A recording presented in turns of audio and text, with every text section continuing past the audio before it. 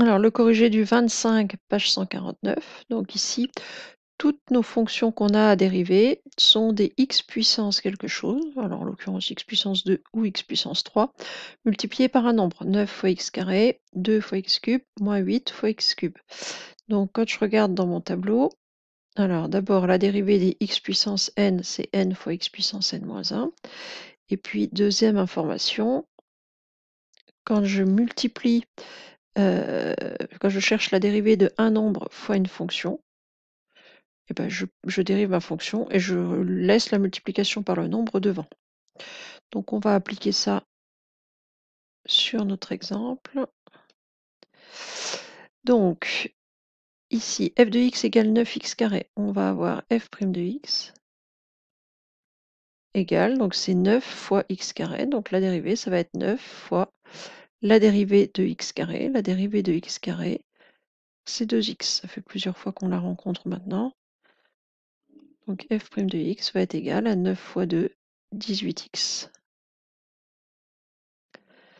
Ensuite, g de x égale 2 fois x cube. La dérivée, ben, ça va être 2 fois la dérivée de x cube. Donc je vous rappelle que pour dériver x cube, il faut utiliser la formule de dérivation de x puissance n qui se dérive en n fois x puissance n-1. Donc x cube va se dériver en 3 fois x puissance 3 moins 1. Ou encore 3 fois x carré.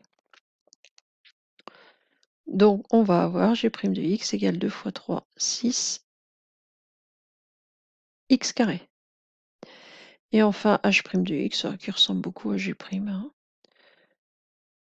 Donc h de x c'est moins 8 fois x cube. Donc h' de x ça va être moins 8 fois la dérivée de x cube. La dérivée de x cube, je viens de la faire ici. C'est 3, la puissance descend, le 3 descend et la puissance sur x descend d'un cran. Donc au lieu d'avoir 3, je vais mettre 2.